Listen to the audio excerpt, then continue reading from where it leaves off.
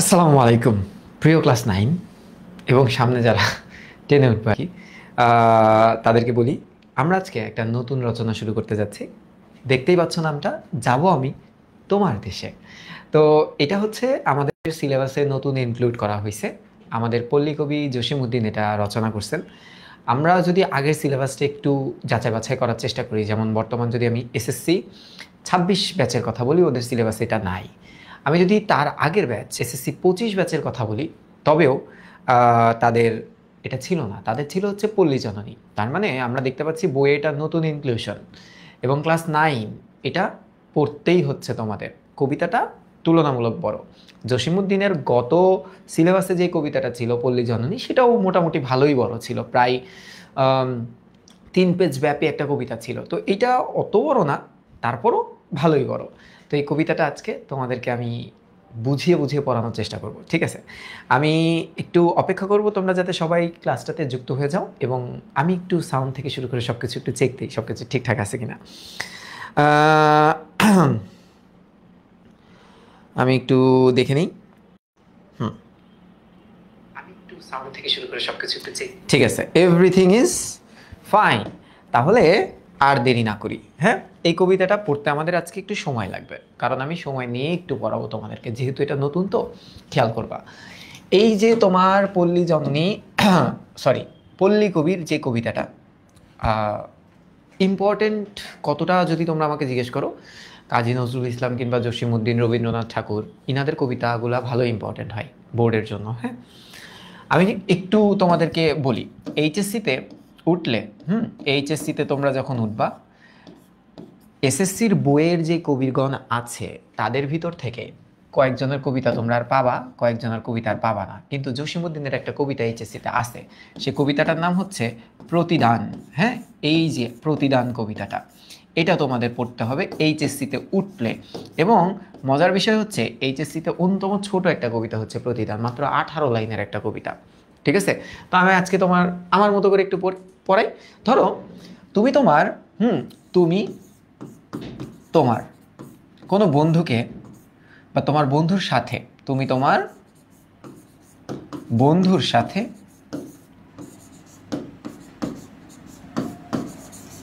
তার গ্রামে যেতে চাও, তার গ্রামে যেতে চাচ্ছ,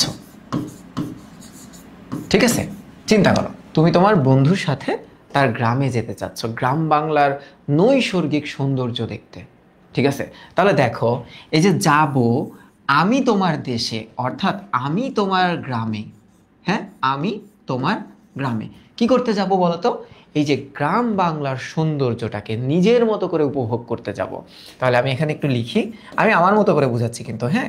গ্রাম বাংলার সৌন্দর্য, বাংলার সৌন্দর্য নিজের মতো উপভোগ করতে, ঠিক আছে? এনজয় করতে আর কি, উপভোগ করতে। খুবই সিম্পল, এটাই নামকরণ, আমার মতে এটাই নামকরণ হওয়ার কারণ। ওকে, যে কবি তার কোনো ফ্রেন্ডের সাথে একটা গ্রাম বাংলায় যেতে চায় এবং সেই গ্রাম বাংলার সৌন্দর্য সে উপভোগ করতে চায়, এই কারণেই তাকে বলা হতো পল্লী কবি। তা আমরা এই যে জসিমউদ্দিনের যে নামটা দেখতেছি না, এই জসিমউদ্দিনের যদি আমি জন্মসাল তোমাদেরকে একটু বুঝাই, একটু দেখো, বুঝানোর আসলে কিছু নাই। তিনি জন্মগ্রহণ করে কত সালে? তোমরা সবাই জানো, তিনি জন্মগ্রহণ করেন 1903 সালে এবং মৃত্যুবরণ করেন 1976 সালে। এটা কিন্তু আমরা মোটামুটি জানি সবাই, হ্যাঁ? তো এতটুকু জানলে তো হবে না, একটু দেখো তার জন্মের সালের সাথে একজনের মৃত্যু সাল মিলে যায় এবং আরও 2 জনের জন্মসাল মিলে যায়, হ্যাঁ? তাহলে একটু যদি আমি তোমাদেরকে বলি যে এইটা হচ্ছে আমাদের অন্যতম প্রিয় একজন কবি, জসিমউদ্দিনের লাইফ স্প্যান, জসিমউদ্দিন, ঠিক আছে? এখন তার নামের সাথে বা তার সালের সাথে মিল রেখে আমি যদি তোমাদেরকে কয়েকটা বোঝানোর চেষ্টা করি, একটু খেয়াল করো যে 1903 সালে তোমাদের সিলেবাসে আরেকজন জন্মগ্রহণ করেন, কে জানো বলো তো? শিক্ষা ও মনুষ্যত্ব কে লিখছে? যিনি লিখছে তার নাম হচ্ছে মোতাহের হোসেন চৌধুরী। মোতাহের হোসেন চৌধুরী, ওকে? মোতাহের হোসেন চৌধুরী কত সালে জন্মগ্রহণ করেন? 1903 সালে জন্মগ্রহণ করেন। এবার একটু খেয়াল করো তো, 1903 সালে আরও একজন জন্মগ্রহণ করেন, তার নাম হচ্ছে আবুল ফজল। ইন্টারের বইতে তোমরা একটু দেখবা মানব কল্যাণ নামে একটা প্রবন্ধ আছে, সেই প্রবন্ধের রাইটারের নাম হচ্ছে আবুল ফজল। তাহলে এই 1903 সালে ইনারা কি করে? ইনারাও জন্মগ্রহণ করেন, ঠিক আছে, ইনারাও জন্মগ্রহণ করেন। এবং 1903 সালে তুমি কি জানো একজন মৃত্যুবরণ করেন, একজন মৃত্যুবরণ করেন। সেই যে মৃত্যুবরণ করেন তার রচনা এই বছরের সিলেবাসে নাই, কিন্তু আমরা পড়ছি, হেমচন্দ্র বন্দ্যোপাধ্যায়। এই হেমচন্দ্র বন্দ্যোপাধ্যায় কি করে?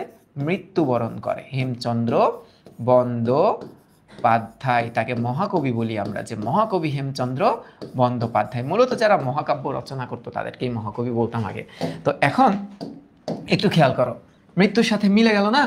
আচ্ছা, এইবার তুমি যদি একটু আসো 1976 সালে, শুধুই কি জসিমউদ্দিন মৃত্যুবরণ করেন? না, আমাদের যিনি জাতীয় কবি তার নাম কি বলতো? তার নাম হচ্ছে কাজী নজরুল ইসলাম। তো কাজী নজরুল ইসলামও কিন্তু এই যে মৃত্যুবরণ করেন কবে? কাজী নজরুল ইসলাম 1976। নজরুল ইসলাম, ঠিক আছে, ইসলাম। আচ্ছা, ডান, একদম ডান। এবার দেখো তো, কাজী নজরুল ইসলাম 1976 সালে যদি মৃত্যুবরণ করেন, তবে কাজী নজরুল ইসলাম জন্মগ্রহণ করেন কবে বলো তো? কাজী নজরুল ইসলাম জন্মগ্রহণ করেন 1899 সালে, তাই না? এটা কাজী নজরুল ইসলামের জন্ম। কিন্তু কাজী নজরুল ইসলামের সাথে আরও দুজন জন্মগ্রহণ করেন, তোমরা কি জানো? তোমাদের বইতে দেখবা সেই দিন এই মাঠ কে রচনা করছে বলো তো? জীবনানন্দ দাশ। এই যে জীবনানন্দ, হ্যাঁ, দাশ, তিনিও কিন্তু এই যে 1899 সালে জন্মগ্রহণ করেন। তার সাথে তোমাদের বইতে নিমগাছ নামক একটা রচনা আছে, সেই নিমগাছ রচনাটা কে রচনা করে বলো তো? সেটা রচনা করে হচ্ছে বনফুল বা বলাইচাঁদ মুখোপাধ্যায়। এই বনফুলও কিন্তু 1899 সালে জন্মগ্রহণ করে। আর তোমরা যদি একটু এদিকে দেখো যে জীবনানন্দ দাশ মৃত্যুবরণ করে কবে, কত সালে? তিনি মৃত্যুবরণ করেন 1954 সালে, হ্যাঁ। আর বনফুল মৃত্যুবরণ করে কত সালে? 1979 সালে। বাস, হয়ে গেল না? এবার একটা মজার বিষয় আছে, আমরা যেটা দেখলাম যে হেমচন্দ্রের মৃত্যু সাল আর বাকি তিনজনের জন্মসাল সেম। তাহলে হেমচন্দ্র কবে জন্মগ্রহণ করেন? 1838 সালে। কবে? 1838। তাহলে হেমচন্দ্র বন্দ্যোপাধ্যায়ের জন্মটা আমরা কি একটু লিখে ফেলতে পারি না, যে 1838 সালে উনি জন্মগ্রহণ করেন। শুধুই কি হেমচন্দ্র বন্দ্যোপাধ্যায় জন্মগ্রহণ করেন? আর কেউ কি জন্মগ্রহণ করেন না? আর একজন জন্মগ্রহণ করেন, বলো তো কে জন্মগ্রহণ করেন? তার নাম হচ্ছে বঙ্কিমচন্দ্র চট্টোপাধ্যায়। বঙ্কিমচন্দ্র চট্টোপাধ্যায়, ঠিক আছে, যাকে আমরা সাহিত্য সম্রাট বলি। তো বঙ্কিমচন্দ্র চট্টোপাধ্যায় মৃত্যুবরণ করে কত সালে বলো তো? এটা হচ্ছে তার মৃত্যু, হ্যাঁ, বঙ্কিমচন্দ্রের মৃত্যু। ওকে, এটা বঙ্কিমচন্দ্রের জন্ম। আচ্ছা, তিনি মৃত্যুবরণ করেন, তিনি বেঁচে ছিল 56 বছর। তাহলে যদি 56 বছর হয় তাহলে সালটা কত হবে? 1894 সাল। এখন জানো মজার বিষয় কি? 1894 সালে তোমাদের সিলেবাসের মাটির ভেপু যিনি লিখছেন, অর্থাৎ বিভূতিভূষণ বন্দ্যোপাধ্যায় জন্মগ্রহণ করেন। কেমন মজা হয়ে যাচ্ছে দেখো, তোমাদের পুরো বাংলা ফার্স্ট পেপার সিলেবাসটাই কমপ্লিট হয়ে যেতেছে কবি পরিচিতি দিয়ে। দেখো এই যে বিভূতিভূষণ বন্দ্যোপাধ্যায়, বিভূতিভূষণ বন্দ্যোপাধ্যায়। আর মজার বিষয়টা কি জানো? দেখো, বিভূতিভূষণ বন্দ্যোপাধ্যায় 1894 জন্মগ্রহণ করেন, আর বঙ্কিমচন্দ্র চট্টোপাধ্যায় 1894 মৃত্যুবরণ করেন। এছাড়াও তাদের ভিতরে আরেকটা সিমিলারিটিস ছিল, তারা দুইজনই 56 বছর বেঁচে ছিল। তার মানে আমি যদি এটার সাথে 56 যোগ দিই তাহলে তার মৃত্যুটা আমরা পাবো কত? 1950 সাল। ওকে, 1950। বাস, এতটুকুই আপাতত থাকলো। আরও পড়ানো পসিবল, বাট আর দরকার নাই তোমাদের। ওকে, একটু দাগাদাগি যদি হয়ে থাকে তাহলে একটু বলো যে শেষ।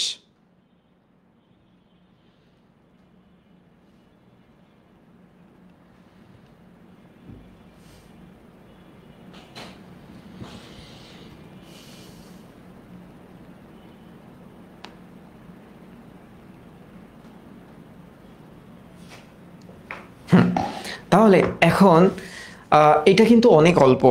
এছাড়াও ইনার মৃত্যু দিয়েও করা পসিবল, ইনারটা দিয়েও করা পসিবল, মানে রিলেশন করাটা পসিবল, ঠিক আছে। এখন আমরা এটা তো বুঝতে পারলাম। তাহলে এখান থেকে আমাদের কি পড়তে হচ্ছে বলো তো? এখান থেকে আমরা একটু মনে রাখবো যে 1903 সালে ফরিদপুর জেলার তাম্বুলখানা গ্রামে, এই প্রশ্নটা অনেক জায়গায় আমি দেখছি যে তিনি কোন গ্রামে জন্মগ্রহণ করেন, এখানে একটা WH ওয়ার্ড দিয়ে কোয়েশ্চেন করা সম্ভব। ঠিক আছে, এবার আসো কবিতায় বাংলাদেশের পল্লী প্রকৃতি, পল্লী মিন্স তোমরা এখানে গ্রাম ধরতে পারো, যে গ্রামীণ, হ্যাঁ গ্রামীণ প্রকৃতি, প্রকৃতি ও মানুষের সহজ স্বাভাবিক রূপটা তুলে ধরছে। পল্লীমাটি ও মানুষের জীবনচিত্র তার কবিতায় নতুন মাত্রা পেয়েছে। আচ্ছা, তার কবিতায় নতুন মাত্রা পাইছে কোন এলিমেন্টগুলা, যদি প্রশ্নটা আসে, তাহলে পল্লীর মাটি এবং মানুষের জীবনচিত্র, অর্থাৎ পল্লীর মাটি বলতে প্রাকৃতিক উপাদানগুলা এবং পল্লী গ্রামের মানুষের নেচারগুলা। এবার একটু দেখো, পল্লীর মানুষের আশা স্বপ্ন বেদনা বিরহ মিলনের এমন আবেগমধুর চিত্র আর কোনো কবির কাব্যে খুঁজে পাওয়া যায় না। এখানে কাব্য বলতে অ্যাকচুয়ালি কবিতা তুমি ধরতে পারো, হ্যাঁ কবিতা, যে আর কোনো কবির কবিতায় খুঁজে পাওয়া যায় না। এ কারণে তিনি পল্লী কবি নামে খ্যাত, এটা আমরা সবাই জানি, তাও দাগায় রাখি যে তার উপাধিটা হচ্ছে পল্লী কবি। কর্মজীবনের শুরুতে তিনি কিছুকাল ঢাকা বিশ্ববিদ্যালয়ের অধ্যাপনা করেন। তার মানে তোমাকে যদি কেউ বলে যে পেশায় তিনি কি ছিলেন, তাহলে তুমি দিবা পেশায় তিনি একজন শিক্ষক ছিলেন, তিনি অধ্যাপনা করেন। পরে সরকারি তথ্য ও প্রচার বিভাগে, এইটা কিন্তু অনেক ইম্পর্টেন্ট, হ্যাঁ এটা HSC-র বইতে আছে, আগের SSC-র বইতে এটা ছিল না, উচ্চ পদে যোগদান করেন। ছাত্র জীবনেই তার কবি প্রতিভার বিকাশ ঘটে। বিশ্ববিদ্যালয়ে অধ্যয়নকালেই তার কবর কবিতাটা one of the most famous আমি বলতে পারি এই কবিতাটা, হ্যাঁ কবর কবিতা, প্রায় 118 লাইনের একটা কবিতা। নতুন সিলেবাস দিয়েছিল না গতবার ক্লাস 9-এ, তো সেই সিলেবাসে কবর কবিতার আংশিক অংশটা ছিল। হ্যাঁ, এই কবিতাটা খুবই সুন্দর। একজন ব্যক্তির প্রিয়জন হারাইতে থাকে, একের পর এক হারাইতে থাকে, তার ইমোশন নিয়ে এই কবিতাটা লেখা, এটাকে ড্রামাটিক মনোলগও বলা হয়। অসাধারণ একটা কবিতা, একলা রিডিং পড়লেও তুমি বুঝতে পারবা। দেখো বলতেছে বিশ্ববিদ্যালয়ে অধ্যয়নকালে, মানে তিনি যখন বিশ্ববিদ্যালয়ের স্টুডেন্ট ছিল ইউনিভার্সিটির, কবিতাটি প্রবেশিকা বাংলা সংকলনের অন্তর্ভুক্ত হয়, তার মানে বোর্ড পরীক্ষায় এটাকে ইনক্লুড করা হয়। জসীমউদ্দিনের উল্লেখযোগ্য কাব্যের ভিতরে আছে হচ্ছে নকশিকাঁথার মাঠ। এই যে নকশিকাঁথার মাঠ, এবং এই নকশিকাঁথার মাঠের বিশেষ করে একটু বানানটা একটু দেখে রাখবা, হ্যাঁ এই বানানের বেলায় একটু সতর্ক থাকবা, সতর্কতা, বানান সতর্কতা। নকশিকাঁথার মাঠ এটা 1929 সালে প্রকাশিত হয়। কত সালে, সালটা মনে রাখা লাগবে না, আমি জানি রেখে লিখে দিতেছি, 1929 সালে প্রকাশিত হয়। এই যে এই নকশিকাঁথার মাঠের দুইটা ক্যারেক্টারের নাম যদি আমি বলি, সাজু ও রূপাই, খুব সুন্দর ক্যারেক্টার। একজনের নাম হচ্ছে সাজু, আরেকজনের নাম হচ্ছে রূপাই ও রূপাই, ইনারা ছিল হচ্ছে চরিত্র, ঠিক আছে। এবং এটা তোমরা চাইলে পড়তে পারো, কাব্যোপন্যাস বলা হয় এটাকে। সজন বাদিয়ার ঘাট, এই সজন বাদিয়ার ঘাটটা অন্যতম বিখ্যাত, তার 1933 সালে এটা প্রকাশিত হয়েছিল। এবং তুমি যদি জানতে চাও যে এই সজন বাদিয়ার ঘাটের কি ক্যারেক্টারগুলা কি, তোমরা দেখবা সজন ও দুলালী, নমুর মেয়ে দুলালী এবং সজনের কাহিনী। তো আমি এখানে লিখলাম যে সজন, আরেকটা হচ্ছে দুলালী, দুলালী, তাদেরকে নিয়ে এই রচনাটা লেখা হয়েছে। রাখালি, এই রাখালিটা হচ্ছে তার প্রথম কাব্যগ্রন্থ, প্রথম কাব্যগ্রন্থ। আমরা যদি একটু দেখি কবর কবিতাটাকে কোন বইতে সংকলন করা হয়েছে, তবে আমরা দেখবো যে রাখালি বইটা যদি কিনি, এই বইটার ভিতরে প্রায় অনেকগুলা কবিতা আছে, 15টার বেশিই হবে, আমার ঠিক এক্স্যাক্ট নাম্বারটা নাই কারণ অনেক আগে পড়ছি। তো এই সূচিপত্রে গেলে দেখবা রাখালিটা 6 নম্বরে আছে, আর 12 নাম্বার আছে পল্লী জননী। মানে পল্লী জননী কিন্তু আগের বারের SSC সিলেবাসে ছিল আর কি, এগুলো পরিচিত কবিতা আর কি। এবার দেখো বালুচর, বালুচরটা 1930 সালে প্রকাশিত হয়, এবং এই বালুচর বইয়ের ভিতর থেকে প্রতিদান কবিতাটা ইন্টারের সিলেবাসে ইনক্লুড করা হয়েছে। এছাড়াও হাসু, এক পয়সার বাঁশি, মাটির কান্না, এগুলা হচ্ছে তার কি বলে কাব্যগ্রন্থ। এবং এই যে নকশিকাঁথার মাঠটা আছে না, এই নকশিকাঁথার মাঠটা বিভিন্ন ভাষায় অনুদিত হয়েছে, মানে ট্রান্সলেট করা হয়। ইংলিশটা করা হয়েছিল হচ্ছে যতদূর সম্ভবত 1939 সালের দিকে EM মিলফোর্ড, এটা দ্য এমব্রয়ডার্ড কুইল্ট এই নামে, মানে এটাই নকশিকাঁথার মাঠ আর কি, এটা প্রকাশ করে আর কি। এরপরে দেখো চলে মুসাফির হচ্ছে তার ভ্রমণ কাহিনী। এইটা যেহেতু বলে দিছে ভ্রমণ কাহিনী, তাই এটা MCQর জন্য একটু দাগা রাখবো, কারণ স্পেসিফিকভাবে বলা যে ভ্রমণ কাহিনী কোনটা। এবার যদি একটু দেখো, বিশ্বভারতী বিশ্ববিদ্যালয় তাকে ডিলিট, ডক্টর অফ লিটারেচার এই পুরস্কারটা দেয়। এছাড়াও সাহিত্য সাধনার জন্য তিনি 21 পদক পান। একুশে পদক যারা প্রথম পাইছিল তাদের ভিতরে কিন্তু সুফিয়া কামাল ছিলেন, তাদের ভিতরে কাজী নজরুল ইসলাম ছিলেন, এবং তাদের ভিতরে ছিলেন হচ্ছে এই যে আমাদের পল্লীকবি জসীমউদ্দিন। তোমরা একটু মনে রাখবা, একুশে পদকটা প্রচলন করাই হয় হচ্ছে ভাষা শহীদদের স্মরণার্থে বিশেষ কিছু ব্যক্তিদেরকে এই পুরস্কারটা দেওয়া হয়। এটা বাংলাদেশের দ্বিতীয় সর্বোচ্চ বেসামরিক পুরস্কার, এবং তারা যেই বছর পায় সেই বছরই প্রথম শুরু হয়েছিল আর কি। এটা হচ্ছে বাংলাদেশের দ্বিতীয় সর্বোচ্চ, মানে কাব্য সাধনার জন্যই যে পায় ব্যাপারটা এরকম না, সর্বোচ্চ পুরস্কার, পুরস্কার, এক মিনিট, পুরস্কার, ঠিক আছে। এইবার একটু চিন্তা করো, এইবার তোমরা একটু চিন্তা করো এবং আমাকে বলো যে দাগাদাগি শেষ তিনি 1976 সালের 13ই মার্চ কবি মৃত্যুবরণ করেন। কোথায়? ঢাকায়। আচ্ছা, তোমরা আমাকে বলো যে দাগায় ফেলছো, ঠিক আছে। যদি দাগায় ফেলো, আমি আগে একটু তোমাদেরকে পাঠ পরিচিতি পড়াবো, তারপরে আমি তোমাদেরকে নিয়ে আসবো মূল কবিতায়। ওকে ফাবিয়া,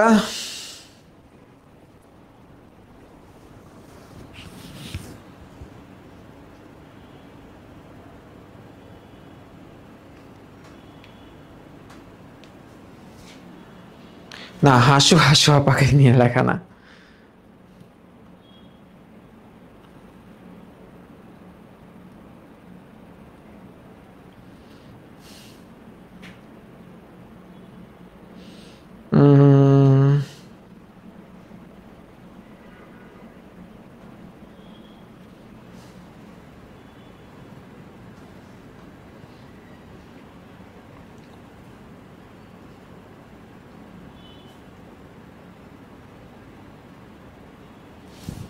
ডান মাইসুরা, তোমার অ্যান্সারটা একটু পরে দেই, হ্যাঁ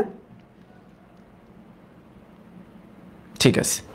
এবার আসো, আমি একটু পাঠ পরিচিতি তোমাদেরকে একটু পড়াই, দেখো খেয়াল করো।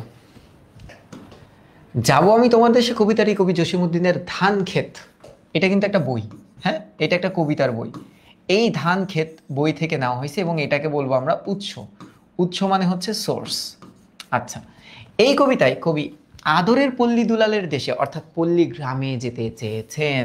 এই আদরের পল্লী দুলাল মানে আমি শুরুতেই তোমাদেরকে একটু বুঝাইছিলাম যে তার একটা ফ্রেন্ড ধরলাম আদরের পল্লী দুলাল, ওই যে আমরা বলি না আলালের ঘরে দুলাল, খুব আদরের এক ব্যক্তির গ্রামে যেতে চায়। তার মানে এই কবিতায় যখন আমি দেখব যে আদরের পল্লী দুলালের দেশ অর্থাৎ পল্লী গ্রামে যেতে চাওয়ার আকাঙ্ক্ষা সে ব্যক্ত করছে। পল্লীগ্রাম প্রকৃতি যেন তাকে ঘিরে রেখেছে, মানে এমন একটা গ্রাম যে গ্রামের প্রকৃতি সেই গ্রামের মানুষদেরকে ঘিরে রাখছে, খুব সুন্দর। তার বনের শীর্ষে, মানে বনের একদম সুউচ্চ গাছপালার উপরে আকাশ, পায়ের কাছে দিঘহারা মাঠ, সেখানে বেত কেয়ার বনে ডাহুক ডাকে। ডাহুক হচ্ছে একটা পাখি, এটা তো আমরা জানি, হ্যাঁ ডাহুক পাখি ডাকে। সেখানে ধান কাউন, কাউন মানে একটা শস্য। কাউন কি? কাউন হচ্ছে একটা শস্য, ঠিক আছে। আচ্ছা সরি, এক মিনিট, কাউন হচ্ছে এক প্রকার শস্য। আচ্ছা, ক্ষেতের ভেতর দিয়ে সরু সুতার মতো দীর্ঘ বাঁকা পথ, মানে দেখবা দুই সাইডেই যদি ধানের ক্ষেত হয় মাঝখানের রাস্তাটা অনেক ছোট লাগে, তো এটা সুতার মতো, একটা সুতার আঁচড়ের মতো দেখে মনে হচ্ছে।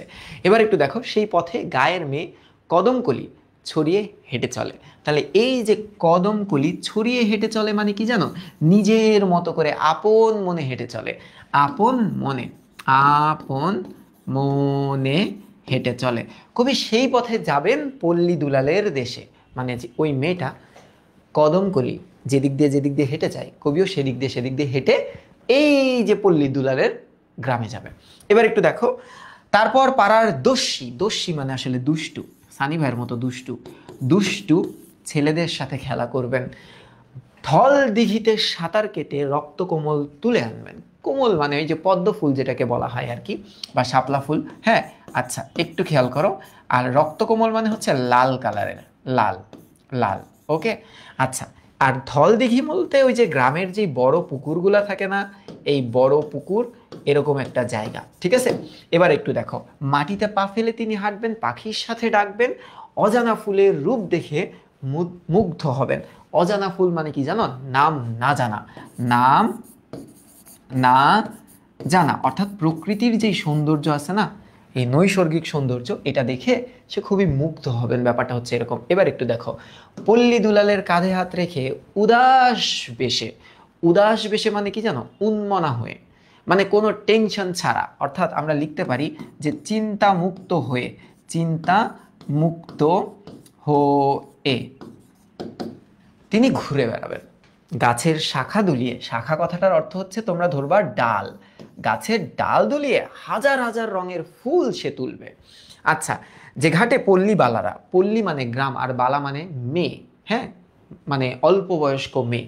তাহলে পল্লী বালা বলতে আমরা যেটা ধরবো যে গ্রামের অল্প বয়সী, অল্প বয়সী মেয়েরা, ঠিক আছে, মেয়ে। তো দেখো, যে ঘাটে অর্থাৎ যেই নদীর পাড়ে কি বলতেছে, বা পুকুরের পাড়ে পল্লী বালারা কলসি ভরে পানি নেয়, সেই ঘাটের পাশে রেখে আসবেন ফুলের মালা। তারপর সন্ধ্যা নামবে, অর্থাৎ সূর্য ডুবে যাবে, চারিদিকে আধার ঘনিয়ে আসবে, নিরালা নিঝুম অন্ধকারে কবি পল্লী দুলালের সাথে পল্লী মায়ের অপরূপ, মানে পল্লী গ্রামের অপরূপ সৌন্দর্য অন্বেষণ করবে। অন্বেষণ কথাটার অর্থ হচ্ছে খোঁজ করবে, খোঁজ করবেন। তাহলে আমরা যদি একটু খেয়াল করি যে এই কবিতাটা আসলে পল্লী গ্রামের সৌন্দর্য উপভোগ এবং সৌন্দর্য খুঁজে পাওয়ার সাথে রিলেট করতেছে। তাহলে এবার আমি তোমাদের কবিতাটা পুরাটা পড়াবো, তোমাদের ফুল ফোকাস থাকবে এই কবিতাটাতে, আমি পুরাটা ব্যাখ্যা করে পড়াবো আমার মতো করে। এবার একটু দেখো। ও না, ওরকম লেট হয় নাই রে। ওকে, শুরু করতেছি। সবাই একটু কমেন্ট করো যে তোমরা সবাই রেডি। তোমরা সবাই রেডি ক্লাসটা করার জন্য? ওকে, সবাই একটু কমেন্ট করো। শুরু করতেছি। আমি 20 মিনিটে কবি পরিচিতি এবং পাঠ পরিচিতি পড়াইছি, আগামী 40টা মিনিট আমাকে সময় দাও, আমি পুরোটা শেষ করে দিচ্ছি।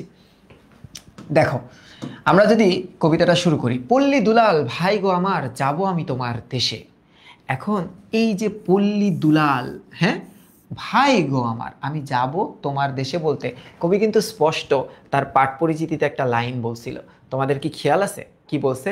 যে পল্লী দুলালের দেশ অর্থাৎ পল্লী গ্রামে যেতে চায়। তাহলে আমরা এই কবিতাটা বুঝার জন্য ইজি কয়েকটা শব্দ ব্যবহার করি, ঠিক আছে? এত কাব্যিক ভাষা দিলে তো তোমরা 9 10 বা তোমরা তো বুঝবা না। তাহলে আমি ইজি কয়েকটা ভাষা ব্যবহার করি। চিন্তা করো, পল্লী দুলালকে আমরা একজন বন্ধু হিসেবে চিন্তা করি। পল্লী দুলালকে কি বলতো? যে গ্রামের গ্রামের একজন বন্ধু হিসেবে চিন্তা করব, ঠিক আছে? পরে তোমার যা ইচ্ছা তাই চিন্তা করো। একজন বন্ধু হিসেবে হিসেবে চিন্তা করব, ফাইন। তাহলে পল্লী দুলাল ভাই গো আমার, আমি যাব তোমার দেশে কথাটার অর্থ হচ্ছে কবি কোথায় যেতে চাইছে বলো তো? কবি পল্লী গ্রামে যাবার, পল্লী গ্রামে যাবার আকাঙ্ক্ষা, আমার সাথে লিখবা, হ্যাঁ, আকাঙ্ক্ষা কি করছে বলো তো? প্রকাশ করেছে, প্রকাশ করল। ওকে, কবি যেতে চায় একটা গ্রাম বাংলার সৌন্দর্য উপভোগ করার জন্য। এবার কি বলতেছে, সেই গ্রামটা কেমন যদি আমরা প্রশ্নটা করি, দেখো সেই গ্রামটার বর্ণনা আমরা এখানে পাবো। গ্রামটা কেমন? খুব সুন্দর একটা গ্রাম। দেখি কেমন গ্রাম। বলতেছে আকাশ যাহার বনের শীষে, শীষ কথাটার অর্থ হচ্ছে শীর্ষে, শীর্ষে, হ্যাঁ, শীর্ষে। দিকহারা মাঠ চরণ ঘেঁষে।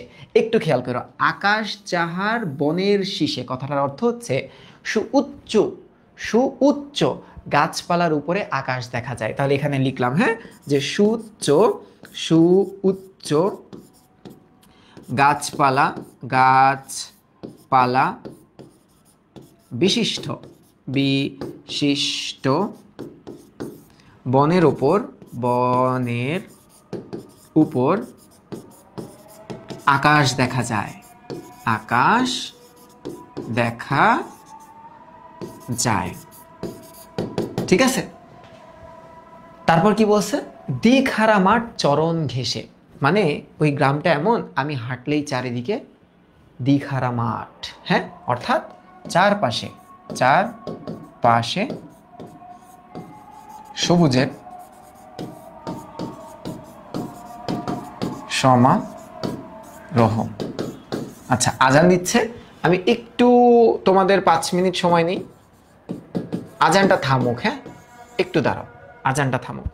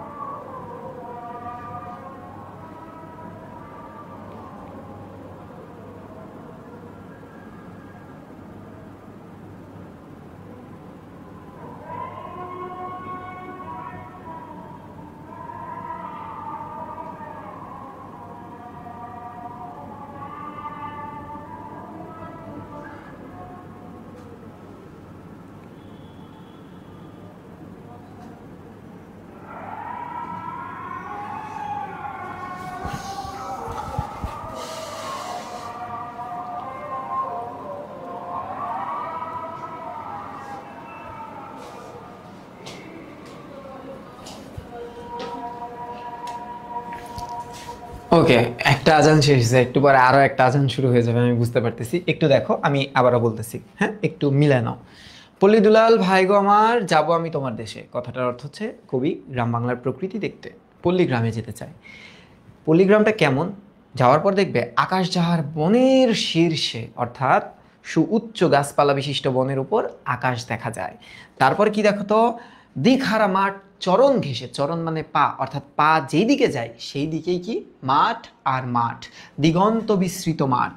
তাহলে দিগন্ত বিস্তৃত, দিগন্ত হয়ে গেছে রে, দাঁড়া 1 মিনিট, হ্যাঁ, দিগন্ত, দিগন্ত বিস্তৃত, বিস্তৃত মাঠ।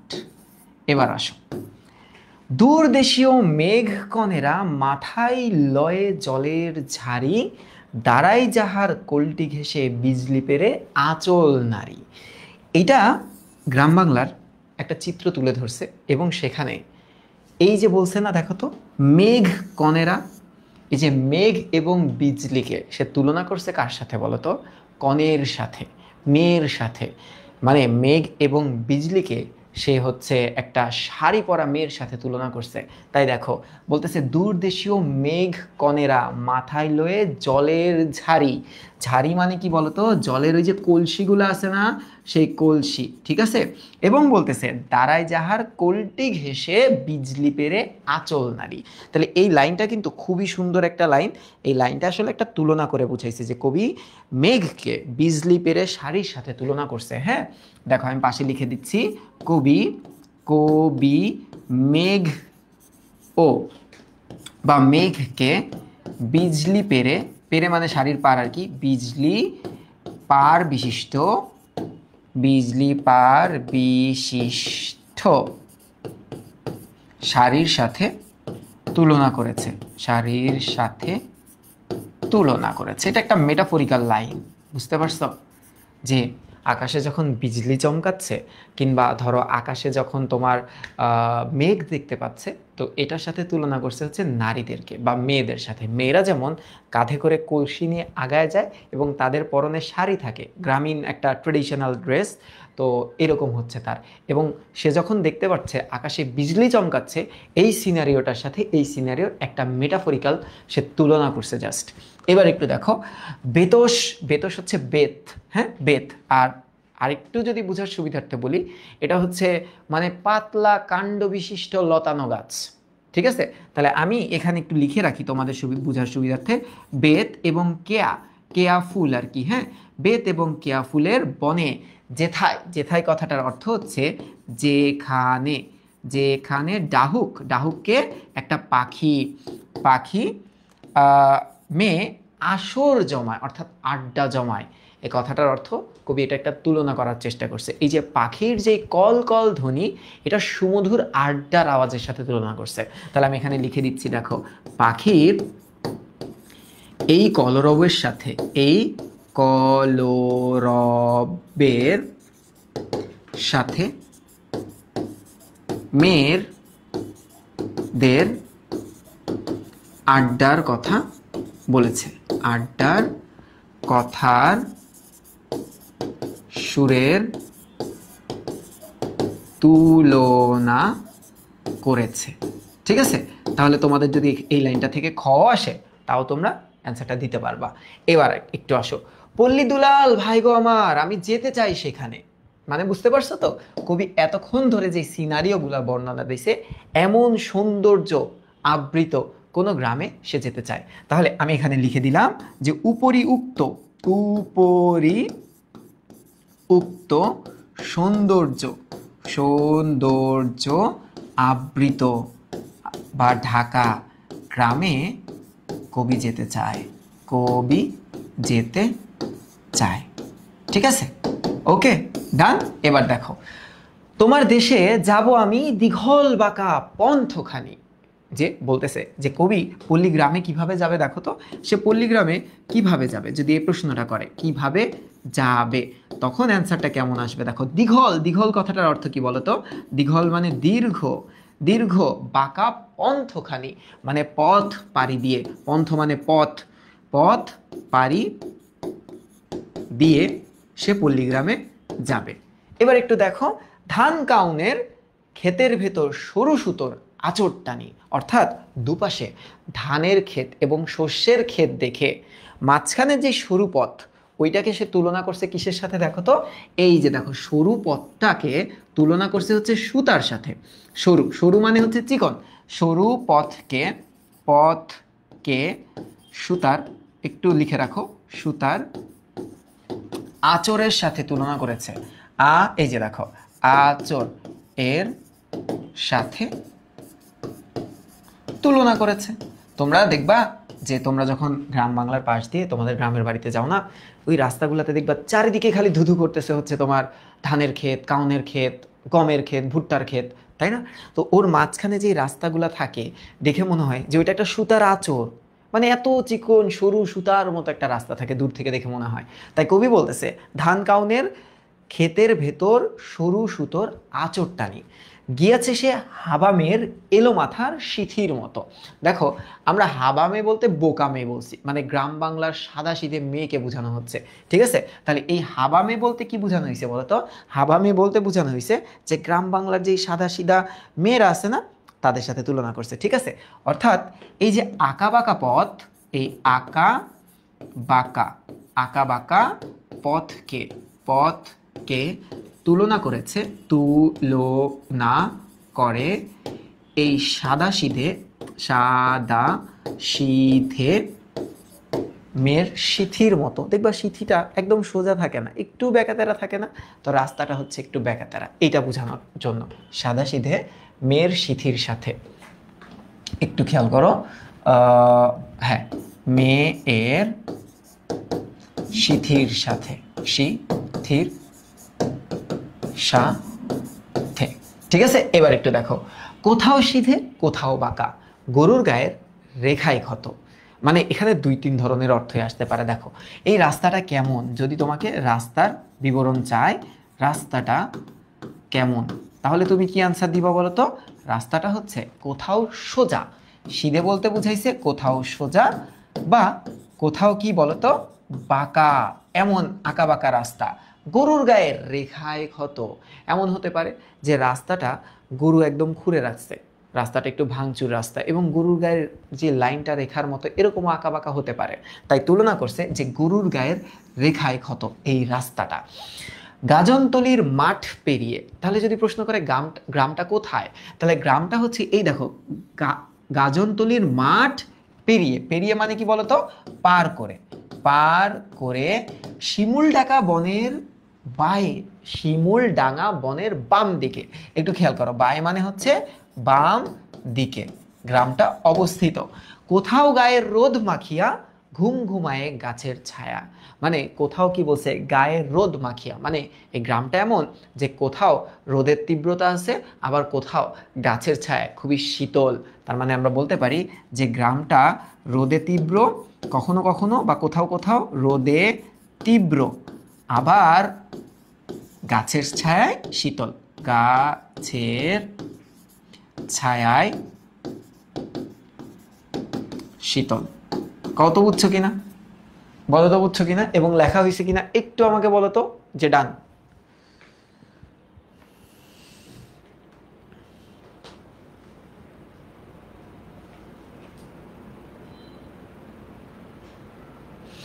গ্রামকে কে ইনসাল্ট করে রে? গ্রামের মতো সৌন্দর্য এবং আপনত্ব এটা শহরে থাকে না।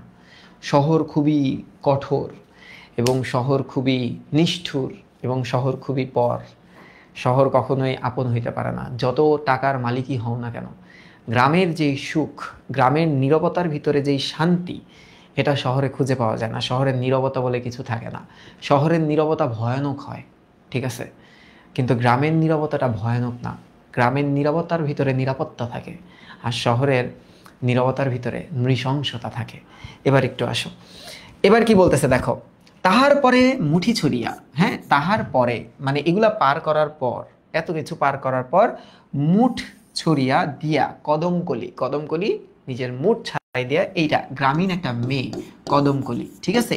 এই মেয়ে কি করে, কোথাও গেলে বনে পাতা গ্রাম্য মেয়ে যাই যে চলি, মানে এই কদমকলিরা কি করে দেখো, যেখানে বনের পাতা পড়ে থাকে না, বনের পাতা যেখানে পড়ে থাকে, যেখানে কি হয় বলতো, পড়ে থাকে, তাই তো। এই যে যেখানে মেলে গ্রাম্য পাতা পড়ে থাকে, তারা সেখানে কি করতে যায় বলতো, তারা সেখানে পাতা কুড়াতে যায়, পাতা কুড়াতে যায়। বুঝতে পারছো? তার মানে এই যে কদমকলি যে ক্যারেক্টারটা, এটা গ্রামীণ একটা মেয়ের সহজ সরল চিত্রটা তুলে ধরছে। এবার একটু আসো, গাজনতলি মানে একটা প্লেস, ওই যে আমরা বলি না বটতলা, এটা হচ্ছে গাজনতলির মাঠ, ঠিক আছে। আর একটু আসো, কোথাও মেলে বনের পাতা গ্রাম্য মেয়ে যায় যে চলি, সে পথ দিয়ে যাব আমি পল্লী দুলাল তোমার দেশে। অর্থাৎ এই পথ দিয়ে আমি পল্লী গ্রামের পথে যাব। এই কোন পথ? যেই পথে এই মেয়েরা বের হয় পাতা কুড়াতে। নাম না জানা ফুলের সুবাস বাতাসেতে আসবে ভেসে। তাহলে কবির এই যে লাইনের পাশে আমি যদি একটু ব্যাখ্যাটা তোমাদের সুবিধার্থে লিখে দিই, তাহলে ব্যাখ্যাটা কি আসবে বলতো, যে কবি কবি এই পথ ধরেই কোথায় যেতে চায়, ধরেই পল্লী গ্রামে প্রবেশ করতে চায়, পল্লী গ্রামে প্রবেশ করতে চায়, ঠিক আছে। যেখানে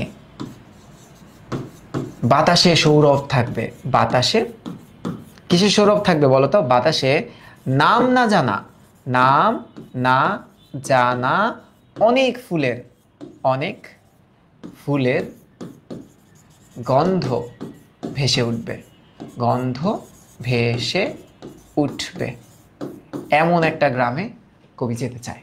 বুঝতে পারছো? যেখানকার ওয়েদার, যেখানকার বাতাস, এনভায়রনমেন্ট খুবই, কি বলে এটাকে, সুন্দর একটা স্মেল পাওয়া যাবে, প্রাকৃতিক। আচ্ছা, এবার একটু খেয়াল করো, তোমার সাথে যাব আমি পাড়ার যত দস্যি ছেলে, তাদের সাথে দল বাঁধিয়া হেথাই সেথাই ফিরবো খেলে। খুব সুন্দর একটা লাইন বলছে, যদিও এটা কবিতাটা মাত্রাবৃত্ত ছন্দের কবিতা। বলছে কি, তোমার সাথে যাব আমি পাড়ার যত দস্যি ছেলে, মানে কবি কাদের সাথে মিশে যেতে চায়? দস্যি ছেলে মানে কি বলতো, দস্যি ছেলে মানে চঞ্চল যে ছেলেপেলেগুলো আছে না গ্রামের, চঞ্চল ছেলে বা দুষ্টু ছেলে, ঠিক আছে, চঞ্চল ছেলে বা দুষ্টু ছেলে, তাদের সাথে কবি মিশতে চায়। মিশে কই যেতে চায়? তাদের সাথে দল বেঁধে যেখানে সেখানে সে খেলাধুলা করতে চায়।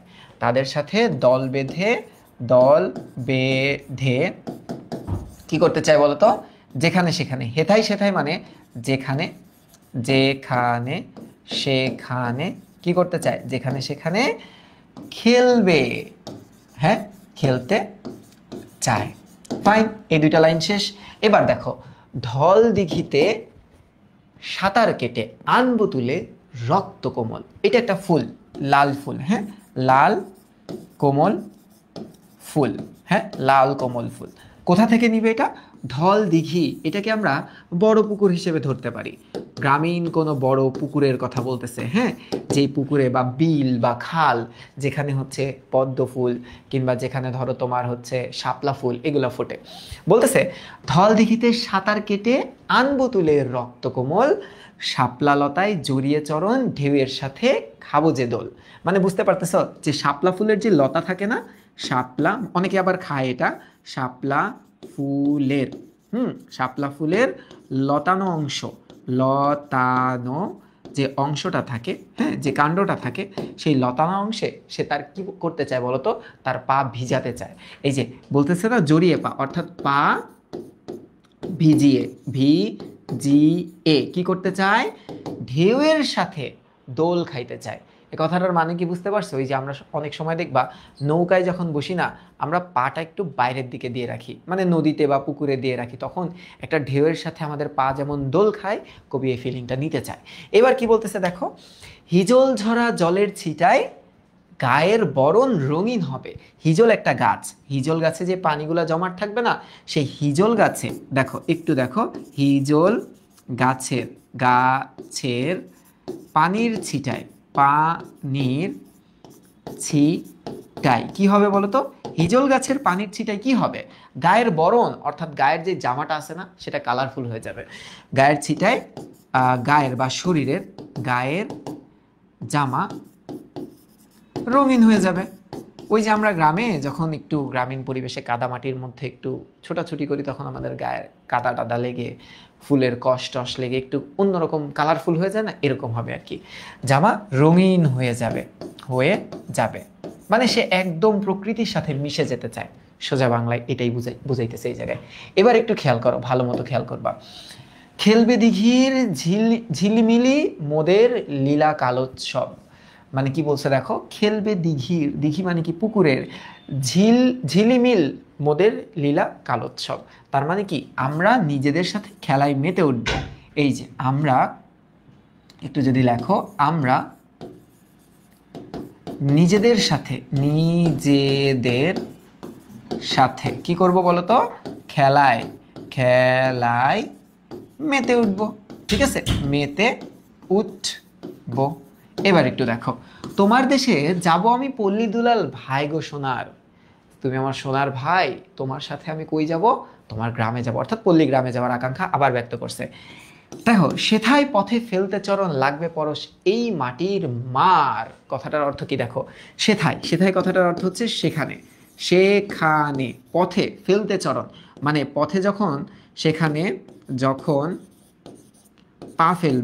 পা ফেলবে কোথায়, পা ফেলবে পথে, এবং তার স্পর্শে, হ্যাঁ, এবং মাটির স্পর্শ লাগবে, মাটির পরশ মানে স্পর্শ লাগবে কোথায়, এই প্রকৃতি, অর্থাৎ এই প্রকৃতি মায়ের সাথে যখন আমার মাটির স্পর্শটা হবে। ডাকবো সেথা পাখির ডাকে, যে সেখানে যে আমি পাখির ডাকে ডাকবো, হ্যাঁ, আমি পাখির মতো সুর করব। দেখো, ডাকবো সেথা মানে কি সেখানে পাখির ডাকে আমি সাড়া দেব। ভাব করিব পাখির সনে মানে পাখির সাথে, কথাটার অর্থ হচ্ছে কবি বলতে চাইতেছে যে আমি একদম প্রকৃতির সাথে মিশে যাব, প্রকৃতির সাথে মিশে যাব, আমি একদম প্রকৃতির সাথে মিশে যাব, পাখিদের সাথে আমি ডাকবো, তাদের কলরবে আমি মিশে যাব। তারপর কি বলতেছে, পাখিদের সাথে আমি খেলা করব। অজান ফুলের রূপ দেখিয়া মানবো তারে বিয়ের কনে, খুবই সুন্দর একটা লাইন বলছে, কি জানো, অজান ফুল মানে যেই ফুল সম্পর্কে তুমি অজ্ঞাত, যেই ফুল সম্পর্কে কি বলতো, তুমি অজ্ঞাত কথাটার অর্থ কি, যে ফুল সম্পর্কে তুমি আসলে খুব একটা জ্ঞান রাখো না, ঠিক আছে, যে ফুল সম্পর্কে তুমি জানোই না কিছু। তাহলে একটু দাঁড়াও, আচ্ছা, বলতেছে অজান ফুল মানে নাম না জানা ফুলের, ঠিক আছে, নাম না জানা ফুলের রূপ বা সৌন্দর্য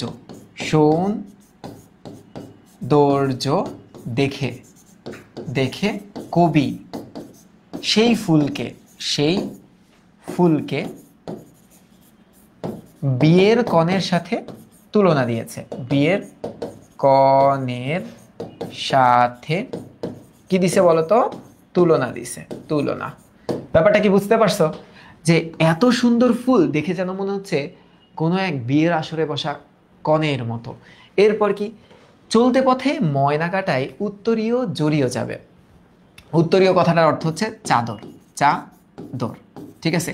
আর এখানে কি বলছে বলতো, চলতে পথে ময়না কাটায় বলতে তোমরা একটু লিখে রাখো, গাছের কাটায় মানে এই ব্যাপারটা গ্রাম বাংলার যত উপাদান আছে না, বাধা বিপত্তি আছে না, ধরো সে তার শরীরে একটা চাদর দিয়ে রাখছে, তো সে যখন হেঁটে যাবে তখন কোনো একটা গাছের কাটায় তার চাদরটা আটকে যাবে। তাই এখানে বলছে দেখো, চলতে পথে ময়না কাটায় উত্তরীয় মানে হচ্ছে চাদর জড়িয়ে যাবে। যেমন তোমরা এই উত্তরীয় শব্দটা কই পাবা জানো, আমি তোমাদেরকে একটু বলি, লাইনটা হচ্ছে এরকম, কুহেলি, কুহেলি উত্তরী, আচ্ছা এটা মুখেই পড়ি, এটা লেখার দরকার নেই, তোমরা ইন্টারের বইয়ের 284 নাম্বার পেজ, পুরান বইয়ের 25 সালের সিলেবাস অনুসারে 28 নাম্বার একটা লাইন আছে, কুহেলি উত্তরী তলে মাঘের সন্ন্যাসী, এটা 28 নাম্বার লাইন। গিয়াছে চলিয়া ধীরে পুষ্পশূন্য দিগন্তের পথে, তাহারেই পরে মনে ভুলিতে পারি না কোনো মতে। ওখানে যে বলছে না কুহেলি মানে কুয়াশা, এখানেও পাবো আমরা কুহেলি শব্দটা। কুহেলি উত্তরী মানে কি বলতো, চাদরের তলে মানে নিচে, কুহেলি উত্তরী তলে, অর্থাৎ এই কুয়াশার চাদরের নিচে মাঘের সন্ন্যাসী, যে শীতকাল আমাকে কুয়াশার চাদরের নিচে রেখে চলে গেছে। এটা কবি সুফিয়া কামাল তার প্রথম স্বামীকে উৎসর্গ করে এই কবিতাটা লিখছিল, তার স্বামী যখন মারা যায় আর কি। এবার একটু দেখো কি বলতেছে, চলতে পথে ময়না কাটায় উত্তরীয় জড়িয়ে যাবে, মানে আটকে পড়বে, আটকে যাবে, আটকে যাবে। এবার একটু দেখো, ইটেল মাটির হোঁচট লেগে আঁচল হতে ফুল ছড়াবে।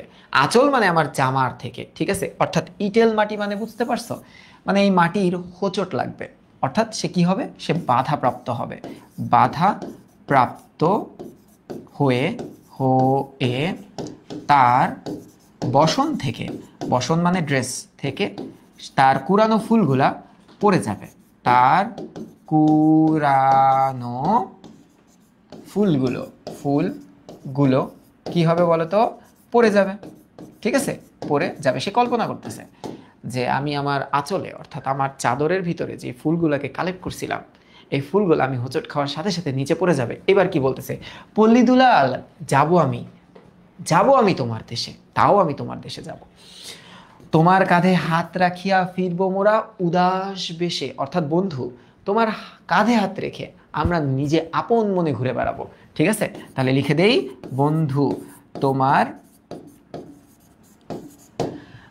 কাঁধে কাঁধে হাত রেখে আমরা আপন মনে, আপন মনে কি করব বলতো, ঘুরে বেড়াবো, ঘুরে ফিরবো, ঠিক আছে, শান্তিতে ঘুরে ফিরবো। এবার কি বলতেছে দেখো, বনের পাতার ফাঁকে ফাঁকে দেখবো মোরা সাজ বাগানে। খুব সুন্দর একটা লাইন বলছে, যে তারা কি করবে, প্রাকৃতিক সৌন্দর্য অন্বেষণ করবে। কিভাবে, এই লাইনটা আসবে তোমাদের অনুধাবনে, তখন তোমরা লিখবা যে প্রাকৃতিক, প্রাকৃতিক সৌন্দর্য অন্বেষণ করবে বা খুঁজে পাবে বা আবিষ্কার করবে, অন্বেষণ করবে। বলতেছে বনের পাতার ফাঁকে ফাঁকে তারা কি দেখবে, খুব সুন্দর সাজানো একটা বাগান, সুন্দর সাজানো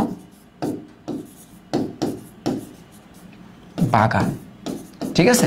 এবার একটু আসো, ফুল ফুটেছে হাজার রঙের মেঘ তুলিকার নিখুঁত টানে।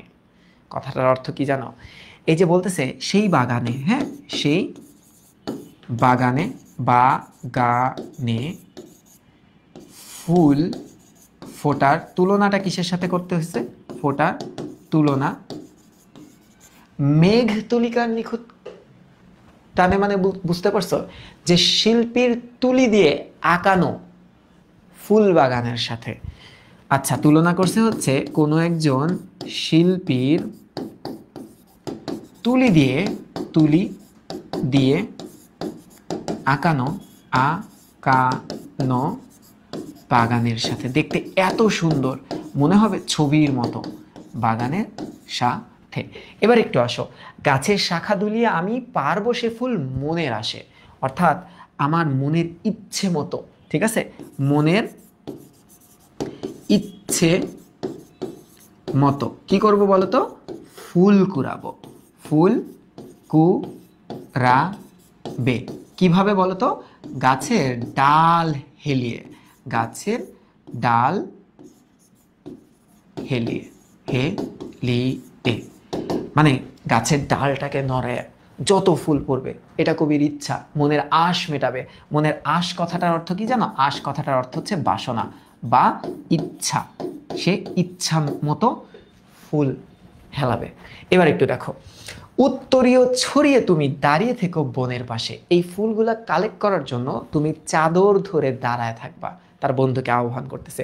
উত্তরীয় মানে কি বলতো, চাদর ছড়িয়ে, ছড়িয়ে তুমি ফুলগুলো কালেক্ট করার জন্য কি করবা বলতো, দাঁড়িয়ে থাকবা। এটা কবি বলছে, দাঁড়িয়ে থাকবা, এটা কবির ইচ্ছা, ঠিক আছে।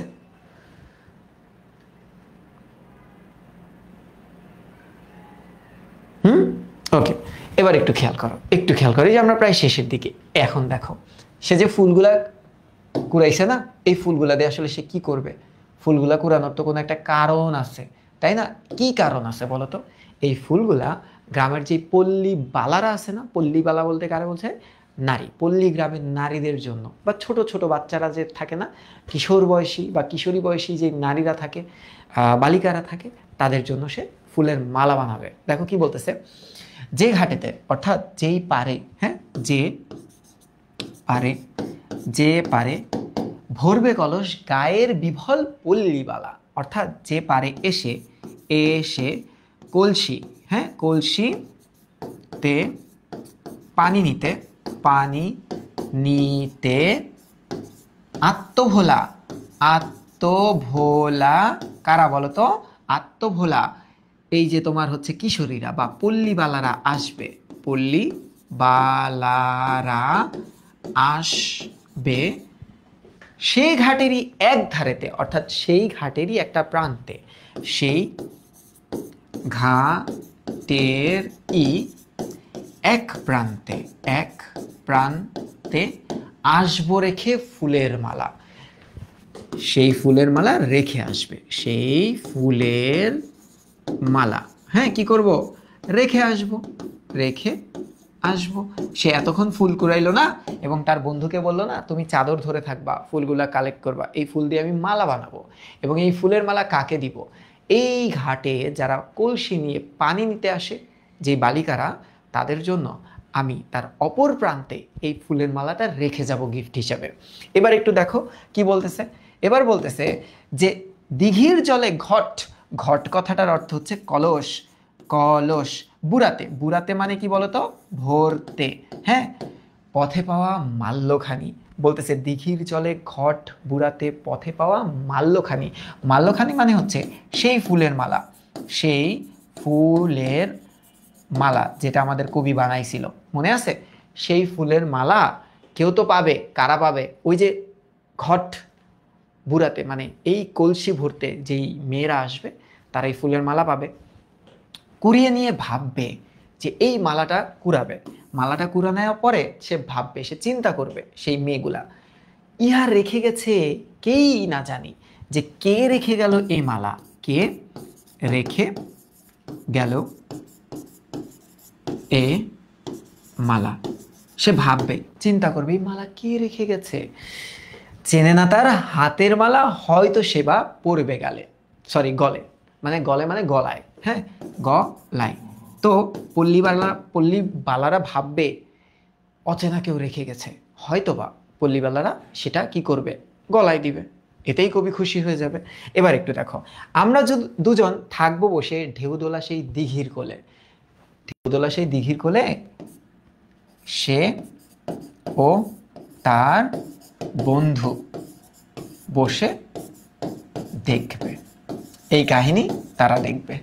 ঠিক আছে, এবার দেখো বলতেছে চারপাশেতে বনের সারি এলিয়ে শাখার কুন্তল ভার, মানে এই যে বলতেছে চারপাশেতে, এই দিঘির চারপাশে, হ্যাঁ, বনের সারি মানে কি? গাছপালা, প্রচুর গাছপালা, গাছপালার কি বলতো? সারি, সারি সারি গাছপালা। এলিয়ে মানে কি? এলোমেলো, এলো মেলো, শাখার কুন্তল ভার, কুন্তল মানে চুল, কুন্তল কথাটার অর্থ হচ্ছে চুল, যে এই গাছপালার বাতাসে আমাদের চুল এলোমেলো হয়ে যাবে। এবার কি বলতেছে দেখো, দিঘির জলে কেউ গনিবে ফুল শুকিবে পদ্ম পাতার, মানে বুঝতে পারছো যে দিঘির জলে কেউ গনিবে ফুল শুকিবে পদ্ম পাতার, বনের মাঝে ডাকবে ডাহুক ফিরবে ঘুঘু আপন বাসে, মানে এই যে পশু পাখিরা তাদের আপন বাসায় ফিরে যাবে দিনের শেষে। হ্যাঁ, তাহলে একটু লিখি যে দিনের শেষে, দিনের শেষে সবাই, সবাই তার আপন আলোয়, আপন আলোয়, আলোয় ফিরে যাবে, ফিরে যাবে। দিনের পিদিম, পিদিম কথাটার অর্থ কি জানো? প্রদীপ, প্রদীপ, এটা তোমাদের জন্য নতুন শব্দ, বা আলো, আলো। এখন বলতেছে দেখো, দিনের আলো ঢলবে ঘুমে, অর্থাৎ দিনের আলো চলে যাবে, দিনের আলো কি হবে? চলে যাবে, অর্থাৎ রাত আসবে, রাত জাগা কোনো ফুলের বাসে, চার ধারেতে বন জুড়িয়া রাতের আধারে বাঁধবে বেড়া, অর্থাৎ চারিদিকে রাতের আধার বেড়া বাঁধবে, বেড়া হয়ে থাকবে চারিদিকে। সেই কুহেলির, কুহেলি কথাটার অর্থ হচ্ছে কুয়াশা, সেই কুয়াশা, হ্যাঁ, কুয়াশার কালো কারায় দিঘির জল পড়বে ঘেরা, যে দিঘির জলের চারিদিকে এই কুয়াশা ঘেরাও করে ফেলবে। তো এই ছিল আমাদের এই সুন্দর যাব আমি তোমার দেশে কবিতাটা। কি সুন্দর একটা কবিতা দেখো, খুবই সুন্দর একটা কবিতা। বলো তোমরা কেউ বুঝছো কিনা? হয়তোবা কারোর প্রবলেম থাকতে পারে।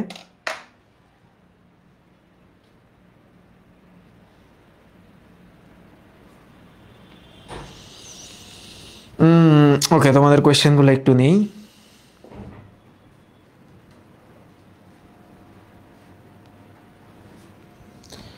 ও,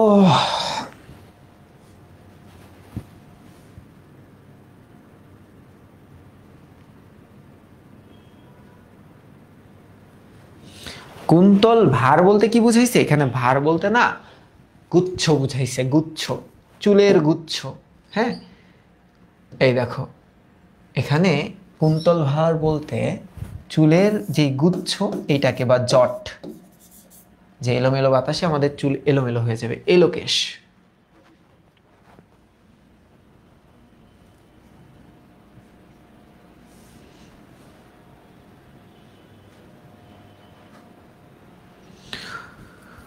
মহিসুরা আইডি থেকে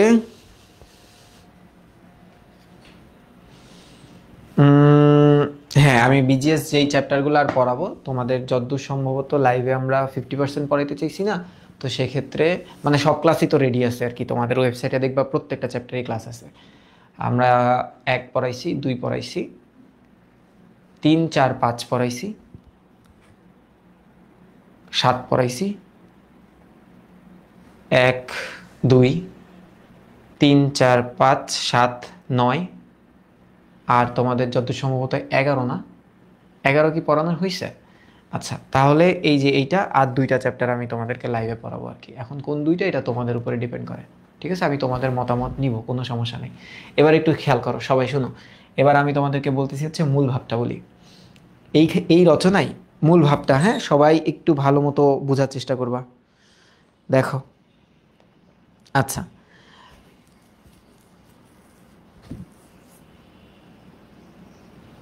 মানে কবি যেটা বুঝাইতে চাইছে যে পল্লী গ্রামের প্রতি মানুষের একটা অকৃত্রিম আকর্ষণ এবং পল্লী গ্রামের সৌন্দর্যের প্রতি টান অনুভব করার জন্য এই কবিতাটা লিখছে। তাহলে মূল ভাবটা কি বোঝা গেছে? মূল ভাব হচ্ছে পল্লী গ্রামের সৌন্দর্য এবং সেই সৌন্দর্যের প্রতি মানুষের একটা আকর্ষণ বা টান আনতে তিনি এই কবিতাটা লিখছে। তাই সে বলছে আমি একটা পল্লী গ্রামে যেতে চাই, যে গ্রামটা এত সুন্দর, এবং সেই গ্রামে যে আমি কি করতে চাই, আমি উপভোগ করতে চাই। কেমন উপভোগ করতে চাই? আমি উদাস বেশি উপভোগ করতে চাই, আপন মনে উপভোগ করতে চাই, যেখানে কোনো কিছুর বাধা থাকবে না, খালি সৌন্দর্য থাকবে, এই আর কি।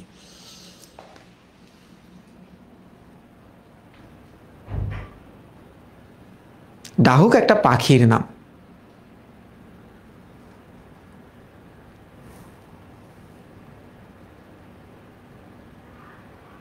ডাহুক একটা পাখির নাম।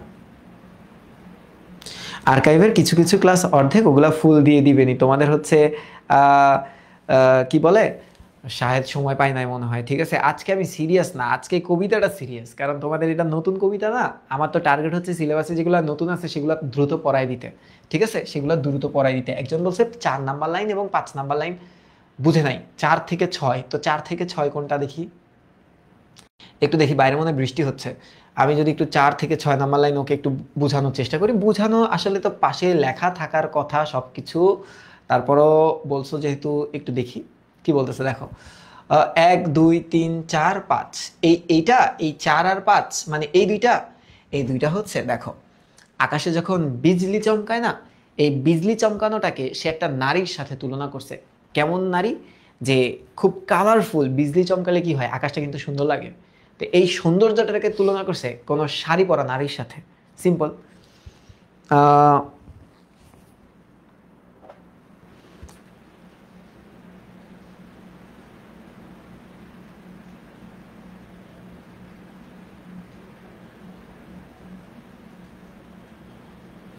স্যার 2 মার্কসের কোয়েশ্চেনের জন্য কোন কোন লাইন ইম্পর্টেন্ট অ্যান্ড স্লাইডটা একটু জুম করেন। এই স্লাইডটা এই যে জুমড অ্যান্ড 2 মার্কের কোয়েশ্চেনের জন্য যে লাইন ইম্পর্টেন্ট, এই কবিতাটা আগে কখনো আসেনি। তো এইখানে যেই লাইনগুলো ইম্পর্টেন্ট সেই লাইনগুলো হচ্ছে এই যে দেখো, যেখানে সে তুলনা করছে, হ্যাঁ, যেখানে যে জিনিসগুলো তুলনা করা হয়েছে সেই লাইনগুলো ইম্পর্টেন্ট। বিশেষ করে এই দেখো 4 নাম্বার লাইন, বিশেষ করে এটা এবং 5 নাম্বার লাইন, ঠিক আছে, এই যে এই দুইটা 3, 4, 5 এই লাইনগুলো খুব ইম্পর্টেন্ট। যেখানে দেখবা উপমা আছে সেই তুলনাগুলো খুব ইম্পর্টেন্ট। তোমাদেরকে যদি একটু আমি শব্দার্থটা পড়াই, দেখো এই শব্দার্থ থেকে, হ্যাঁ, কিছু শব্দার্থ যেগুলো আমি পাশে লিখে দিছি, তারপরে একটু শব্দার্থ মানে পুরাটা আমি পড়াই দিতেছি। আর এটা তো অবশ্যই সলভ ক্লাস নিতে হবে, কারণ এটা নতুন, তাছাড়া তোমরা পারবা না, একটু কষ্ট হবে তোমাদের। একটু দেখো, এখানে বলছে পল্লী দুলাল। পল্লী দুলাল বলতে পল্লী গ্রামের আদরের ছেলে, হ্যাঁ। আচ্ছা, পল্লীর অকৃত্রিম প্রাকৃতিক পরিবেশে যে ছেলে বড় হয়েছে, কবি তাকে পল্লী দুলাল বলে সম্বোধন করেছে। তাহলে এইটা দয়া করে একটু ক্ষয়ের জন্য পড়তে হবে। এবার একটু দেখো, শীর্ষে মানে শীর্ষে মাথার উপরে, বেত, বেতসবন কথাটার অর্থ হচ্ছে বেদবন, দীঘল মানে দীর্ঘ, তারপর এই বানানটা একটু ভুল আছে, পন্থ হচ্ছে পথ, দস্যি মানে দুষ্ট বা দুরন্ত, ঢল দিঘি মানে মস্ত বড় দিঘি, সাখী মানে বনের বৃক্ষ, উত্তরীয় কথাটার অর্থ হচ্ছে চাদর বা গায়ের কাপড়, বুড়াতে মানে ভরতে, কুন্তল মানে হচ্ছে চুল, আর বাসে মানে হচ্ছে গন্ধে। ওই যে আমরা বলি না সুবাস, এই বাস শব্দের অর্থ থাকা এবং এই বাস শব্দের অর্থ কিন্তু গন্ধ। আমরা যখন বলি না সুবাস, এই সুবাস কথাটার অর্থ কি বলতো? সুগন্ধ, তাই না? সুগন্ধ। আচ্ছা, এবার একটু দেখো তো, কুহেলি মানে কুয়াশা, অন্বেষণ মানে অনুসন্ধান করা বা খোঁজা। তাহলে এই কবিতাটা আমি এখানে শেষ করতেছি। এটার একটা সলভ ক্লাস তোমাদের নিতে হবে, তাহলে তোমরা পুরা জিনিসটা ক্লিয়ারভাবে বুঝতে পারবা। কোনটার আর্কাইভ ক্লাস? এটার আর্কাইভ ক্লাস রানার আছে, হ্যাঁ।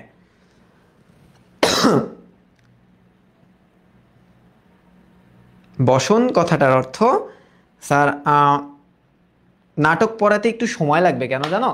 কারণ আমি বলি তোমাদের আগে 100% সিলেবাসটা আমাদের দিয়ে দিতে হবে না, তো 50% লাইভ তো আমি নিচ্ছি, আর বাকি 50% তো 10-এর লাইভ, মানে একদম নতুন নতুন লাইভগুলোই তোমরা পাচ্ছ। এটা তো আগে তোমাকে সাজাই দিতে হবে। নাটক ধরলে কি হবে দেখো, ওরা উপন্যাসের তোমরা 3টা ক্লাস পাইছো না, তো উপন্যাস ধরলে বাকি পড়াগুলো কিন্তু আটকায় যাবে। তো আমার টার্গেট সবসময় এটাই থাকে যে নাটক উপন্যাসটাকে পরে পড়ানো, কারণ একটানা পড়ানো যাবে। আর তোমাদের আজকে এটা কোন মাস চলতেছে? আগস্ট না, সেপ্টেম্বর পুরোটা, অক্টোবর পুরোটা, নভেম্বর 15 তারিখ পর্যন্ত মনে হয় তোমাদের হচ্ছে মানে ফাইনাল টার্মের আগে ক্লাস নেওয়ার সুযোগ হবে, তারপর তো ফাইনাল শুরু হয়ে যাবে।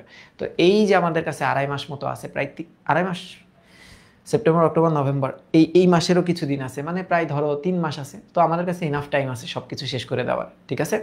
তো সামনে তো তোমাদের মনে হয় না কোনো পরীক্ষা আছে, 10-এর প্রিটেস্ট পরীক্ষা আছে, তোমাদের তো অর্ধবার্ষিকী শেষ হয়ে যাওয়ার কথা। তো এই পর্যন্ত আজকে রাখতেছি। তোমাদের যদি কোনো লাইন বুঝতে অসুবিধা হয় তোমরা পোস্ট করো, আমি অ্যান্সার দেওয়ার চেষ্টা করব।